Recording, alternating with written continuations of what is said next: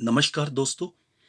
आज मैं आपको वर्ल्ड ज्योग्राफी के सबसे इम्पोर्टेंट और demanding topic big bang origin of universe का क्रक्स बताने जा रहा हूं, जो हमारे एग्जामिनेशन के तीनों levels preliminary, mains and interview के लिए इक्वली इम्पोर्टेंट है। मैं अपनी डिस्कशन को कुछ इम्पोर्टेंट कोट्स के थ्रू स्टार्ट कर रहा हूं। जो पहला कोट है वो फ्रेड होयल सर का है। फ्रेड होयल सर एक इंग्लिश एस्ट्रोनॉमर रहे हैं। उनके वर्ड्स हैं, the big bang theory requires a recent origin of the universe that openly invites the concept of creation. अगर हम इसे हिंदी में ट्रांसलेट करें तो इसका अर्थ कुछ ऐसा होगा कि बिग बैंग का सिद्धांत, जिसने अभी रिसेंटली इस ब्रह्मांड की उत्पत्ति के बारे में हमें बताया है, वो इस बात की आवश्यकता महसूस करता है, हमें एक इनविटेशन देता है ओपनली कि हम उसकी तरफ जाएं और इस बात को समझने की कोशिश करें कि ये क्रिएशन की जो पूरी अवधारणा है, यानी जो रचना है, ये कैसे हुई, इसकी गहराई में जाएं और अगर कुछ और रहस्य भी बाहर आ सकते हैं तो उन्हें भी ढूंढें। दूसरा कोट मैंने जॉर्ज गैमो सर का चूज किया है। जॉर्ज गैमो सर एक American, Russian, Soviet polymath and physicist रहे हैं। उनके वर्ड्स हैं, it took less than an hour to make the atoms, a few hundred million years to make the stars and planets, but 5 billion years to make man। इसे अगर हम हिंदी में translate करें तो कुछ ऐसा होगा कि जहां परमाणुओं को बनने में जस्ट 1 आवर लगा, उससे भी कम समय लगा, तारों को और ग्रह को बनने में कुछ मिलियन ईयर्स लगे, लेकिन दूसरी तरफ मनुष्य को बनने में 5 बिलियन ईयर्स का समय लगा।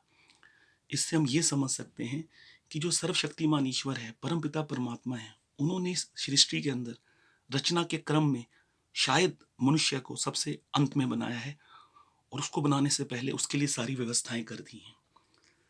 जॉर्ज गैमो सर ने अपनी बिग बैंग थ्योरी को पहली बार 1948 में रिप्रेजेंट किया था। तीसरा कोट मैंने एक इटालियन फिलोसोफर, मैथमेटिशियन और कॉस्मोलॉजिस्ट थ्योरिस्ट का चुना है, जिन्हें हम ब्रूनो सर के नाम से जानते हैं, जिनका पूरा नाम जिरोनार्डो ब्रूनो है। ब्रूनो कहते हैं, ईश्वर अनंत हैं, असीम हैं, उनकी कोई सीमा नहीं, और ऐसे ही उनका ये ब्रह्मांड है। ईश्वर का जो ये विराट साम्राज्य है, ये एक बहुत बड़े सन में, सूर्य में अनगिनत अगिनत सूर्य, जिन्हें उन्होंने तारे कहा है, और ग्रहों से सुसज्जित हो रहा है, यानी कि हमारे सामने प्रस्तुत हो रहा है, और इसकी कोई सीमा नहीं है।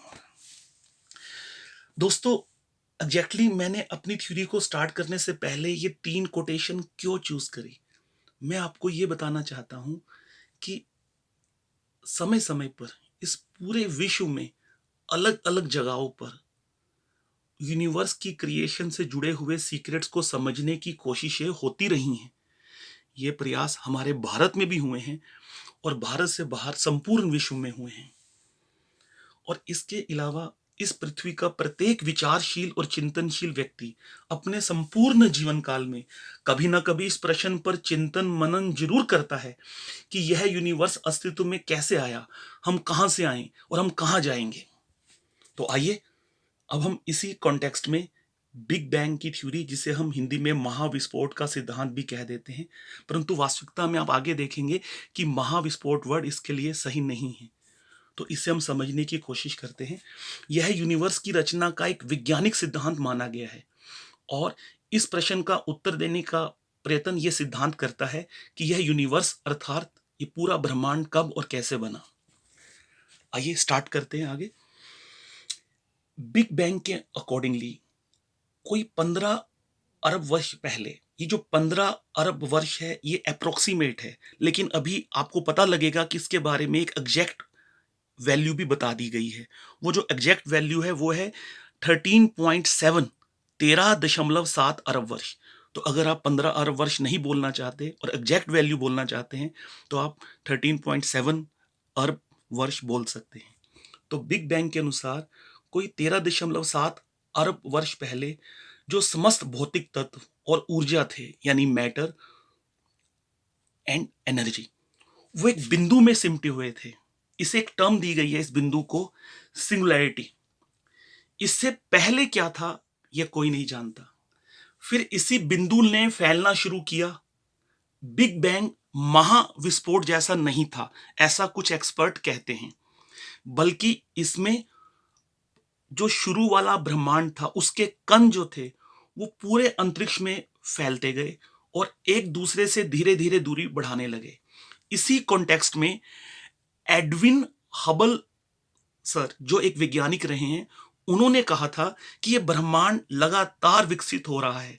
इसका अर्थ यह हुआ कि यह ब्रह्मांड कभी सघन कंडेंस रहा होगा।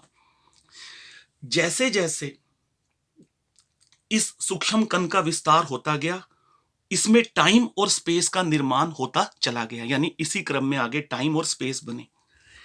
वैज्ञानिक ये मानते हैं कि जो विजिबल यूनिवर्स हमें अर्थ से नजर आता है उसका रेडियस यानी चक्र का घेरा वो 46 अरब लाइट ईयर है और इसकी चौड़ाई यानी वृत्त 150 अरब लाइट ईयर बताई गई है।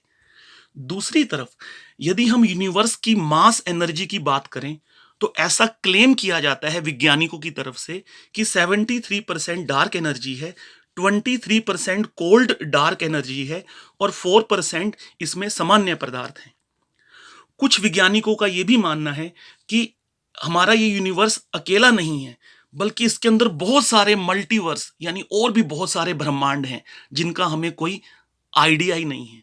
तो इसके बेसिस पर वैज्ञानिक ऐसा क्लेम करते हैं कि अभी तक जो यूनिवर्स हम ढूंढ पाए हैं, या ये कह लीजिए कि यूनिवर्स का जितना हिस्सा हम समझ पाए हैं या खोज पाए हैं, वो एक बहुत बड़े ओशन महासागर में सिर्फ एक छोटे से पानी के बुलबुले जैसा ही है। इस दिशा में जो आरंभिक कोशिशें हुई उनमें जो सबसे इंपॉर्टेंट नाम है वो यूएसए के एक एस्ट्रोनॉमर थे जिनके बारे में मैंने आपको पहले भी बताया, एडविन हबल सर। और दूसरे थे बेल्जियम के एक मैथमेटिशियन और पादरी जो चर्च में भी काम करते थे, जॉर्जेज लेमेट्रे। इन दोनों का समय 1929 और 1930 के आसपास का रहा है। हबल सर ने बताया कि ब्रह्मांड ना सिर्फ बहुत विराट है, बल्कि इसका हर हिस्सा अविश्वसनीय गति से लगभग 16 करोड़ किलोमीटर प्रति आवर की स्पीड से एक दूसरे से दूर भाग रहा है। और इसके बाद लेमेट्रे सर ने बताया, अपने सिद्धांत में बताया, और उनकी खोज ने इस क्षेत्र को एक अलग ही दिशा दे दी। इसी क्रम में 1964 में एक ब्रिटिश वैज्ञानिक हुए जिनका नाम पीटर हिग्स था।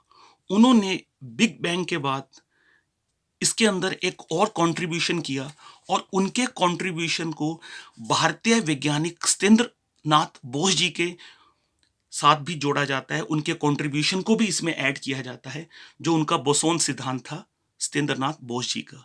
तो इसके बाद इस सिद्धांत का नाम पड़ गया हिग्स बोसोन। अब आप जानना चाहेंगे कि हिग्स बोसोन इस कॉन्टेक्स्ट में क्या कहता है।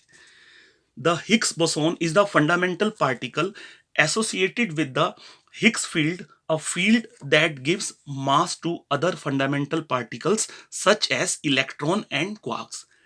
यानी कि इस सिद्धांत का अर्थ कुछ ऐसा होगा कि जो हिग्स बोसोन है वो एक आधारभूत पार्टिकल है जो जुड़ा हुआ है हिग्स फील्ड के साथ, और ये फील्ड बाकी जो आधारभूत पार्टिकल्स हैं जैसे इलेक्ट्रॉन, क्वार्क्स, उनको मास प्रोवाइड करता है। देखिए, क्या हमें यहीं पर बिग बैंग को एंड मान लेना चाहिए? नहीं। अब मैं इस लेक्चर के लास्ट राउंड में आपको कुछ ऐसे फैक्ट्स बताने जा रहा हूं जिससे कि आपको ये पता लगेगा कि आज भी कई वैज्ञानिक और दुनिया के कई देशों में रिसर्च ये कह रही है कि बिग बैंग से आगे भी कुछ हो सकता है। तो आइए कुछ उस जानकारी को भी देख लेते हैं। 1965 में अमेरिका की बेल लेबोरेटरी के वैज्ञानिकों ने ऐसी अनाउंसमेंट की कि उन्होंने कुछ रिमेन्स, अवशेषों का पता लगाया है जो यूनिवर्स के बैकग्राउंड के रेडिएशन के रूप में अभी भी अवेलेबल हैं। इसमें दो वैज्ञानिक थे, आर्नो पेंजियाज और रॉबर्ट विल्सन। उन्होंने इसके लिए अपना एक रिसर्च पेपर भी पब्लिश करवाया जिससे बिग बैंग की थ्योरी को कंफर्म माना गया। 1978 में उन्हें इसके लिए नोबेल भी मिला। इसके बाद 1989 में वैज्ञानिकों ने अमेरिका के अंदर इस यूनिवर्सल बैकग्राउंड की रेडिएशन को पता लगाने के लिए एक सैटेलाइट लॉन्च की जिसे कोप कहते हैं, और कुछ हद तक वो कामयाब भी हुए। फिर 1992 में जॉर्ज स्मूट नाम के एक वैज्ञानिक थे, उन्होंने एक प्रेस कॉन्फ्रेंस करके अनाउंसमेंट की कि उन्होंने यूनिवर्सल बैकग्राउंड की जो रेडिएशन है उसके जो टेम्परेचर में डिफरेंस होता है उसका पता लगा लिया है। इस बात को उस समय स्टीफन हॉकिंग सर जैसे महान वैज्ञानिकों ने भी कंफर्म किया। हाँ, इससे हमें ये पता लगता है कि जितने भी साइंटिस्ट हुए हैं जो बिग बैंग के अंदर काम कर रहे हैं वो इसकी लॉजिकल एक्सप्लेनेशन करते हैं, लेकिन कुछ ऐसे प्रश्न हैं जो उनके लॉजिक से भी हल नहीं होते। तो इसलिए हम आगे बढ़ते हुए आपको भारत के एक महान एस्ट्रोनॉमर और जो ज्योतिष विज्ञान के भी जानकारी रखते हैं उनके कुछ कथन बताते हैं। उनका नाम है श्री जयंत नालिकर। उनका मानना है कि एक तरफ हम कहते हैं कि ब्रह्मांड सिर्फ 13.7 अरब वर्ष पुराना है, लेकिन रिसर्च करने पर, खोजबीन करने पर हमें कुछ ऐसे तारे मिले हैं जो लगभग 20 अरब वर्ष पुराने हैं। तो फिर हम क्या कहें, ब्रह्मांड की शुरुआत कहां से हुई? तो ये कहना मुश्किल है। उन्होंने ये भी कहा कि बिग बैंग का सिद्धांत किसी मैथमेटिकल फॉर्मूलेशन का यूज नहीं करता, इसलिए इस सिद्धांत को मानने वाले ये नहीं कह सकते कि बिग बैंग क्यों हुआ था। ये कारण बताना मुश्किल है, ऐसा उनका कहना है, मानना है। अभी रिसेंटली दुनिया के कुछ वैज्ञानिकों ने एक प्रश्न उठाया है कि क्या बिग बैंग का मॉडल यूनिवर्स की क्रिएशन को समझने के लिए सही है। वो कहते हैं क्या इसकी जगह हमें बिग चिल वर्ड नहीं देना चाहिए। ऑस्ट्रेलिया की मेलबर्न यूनिवर्सिटी और royal Melbourne institute of technology के फिजिक्स के क्षेत्र के कुछ वैज्ञानिक ऐसा दावा करते हैं कि अगर हम बर्फ के साथ सभी तरह के क्रिस्टल्स को लें और उसमें जो क्रैकेजेस हैं, दरारें हैं और जो होल हैं, छिद्र हैं, उनकी जांच करें तो ब्रह्मांड की प्रकृति को और गहराई से समझा जा सकता है। तो स्टूडेंट्स, ये मैंने एक छोटी सी कोशिश की है आपको बिग बैंग थ्योरी का क्रक्स समझाने के लिए। तो इसी के साथ मैं आपसे विदा लेता हूं। धन्यवाद दोस्तों।